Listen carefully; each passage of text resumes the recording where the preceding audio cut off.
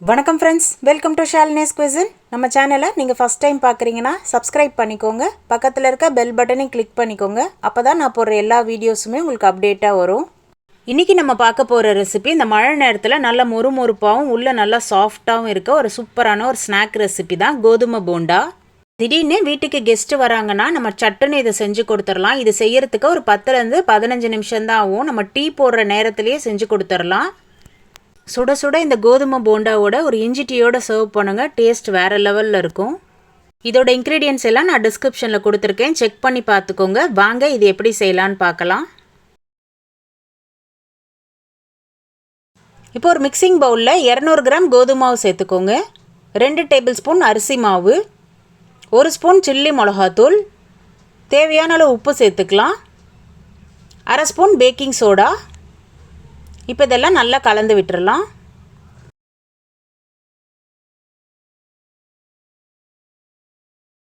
இப்போ பொடியாக நறுக்குன 2 வெங்காயம் சேர்த்துக்கலாம்.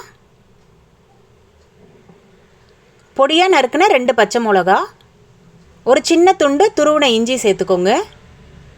பொடியாக நறுக்குன கருவேப்பிலை, பொடியாக நறுக்குன கொத்தமல்லி சேர்த்துக்கலாம்.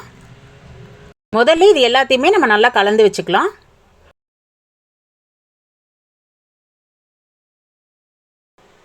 இப்போ இதை கொஞ்சம் கொஞ்சமாக தண்ணி சேர்த்து நல்லா பசைஞ்சிக்கலாம். மாவில் நம்ம நிறைய தண்ணி ஊற்றாமல் கொஞ்சம் கெட்டி பதத்துக்கு கலந்துக்கணும். அப்போ தான் நம்மளுக்கு எண்ணெய் குடிக்காது.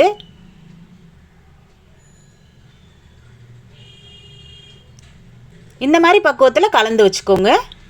இப்போ இது ஊற வைக்கணும்னு அவசியம் இல்லை. இப்போ நம்ம எண்ணெய் சூடு பண்ணிவிட்டு நம்ம போண்டா பொரிச்சு எடுத்துடலாம். உங்களுக்கு எந்த சைஸில் வேணுமோ அந்த மாதிரி எடுத்து கொஞ்சம் கொஞ்சமாக எண்ணெயில் போட்டுக்கலாம். இந்த பக்குவத்தில் போட்டிங்கன்னா உங்களுக்கு எண்ணெய் கொஞ்சம் கூட குடிக்காது. அடுப்பை நம்ம மீதமான தீயில் வச்சோம்னா உள்ளெல்லாம் நல்லா வெந்துடும், மேலே நல்லா மொறுமொறுப்பாகும். இது நல்லா செவந்த பிறகு நம்ம எடுத்துக்கலாம். இப்போ ஒரு பக்கம் வெந்தோன்னு இந்த மாதிரி திருப்பி விட்டுடலாம். நம்ம வீட்டில் இருக்க பொருட்களை வச்சே ரொம்பவே ஈஸியாகவே செஞ்சிடலாம். இது மேலே நல்லா கிறிஸ்பியாகவே இருக்கும். இன்னும் கொஞ்சம் நல்லா செவந்த பிறகு நம்ம எடுத்துடலாம். அவ்வளோதான், நல்லா சூப்பராக ரெடி ஆகிடுச்சு. இப்போ இதை நம்ம எடுத்துடலாம்.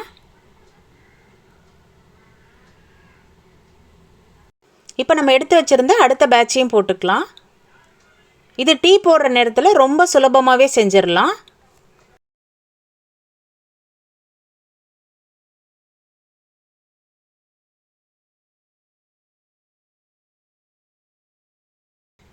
இந்த மழை நேரத்தில் நல்லா சுட சுட டீயோட நல்லா சூடாக இந்த போண்டாவும் சேர்த்து சாப்பிட்டா டேஸ்ட் ரொம்பவே சூப்பராக இருக்கும்.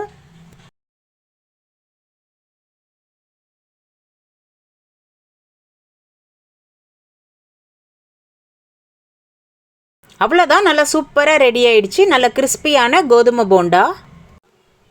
இந்த ரெசிபி உங்களுக்கு பிடிச்சதுன்னா லைக் பண்ணுங்கள், ஷேர் பண்ணுங்கள். மறக்காமல் ஷாலினிஸ் குவிசின் யூடியூப் சேனலை சப்ஸ்கிரைப் பண்ணிக்கோங்க. பக்கத்தில் இருக்க பெல் பட்டனை கிளிக் பண்ணிவிட்டு ஆல் கொடுத்துக்கோங்க. அப்போ தான் நான் போடுற எல்லா வீடியோஸும் உங்களுக்கு அப்டேட்டாக வரும். எப்படி இருந்ததுன்னு கமெண்ட்லேயும் சொல்லுங்கள். தேங்க்ஸ் ஃபார் வாட்சிங்.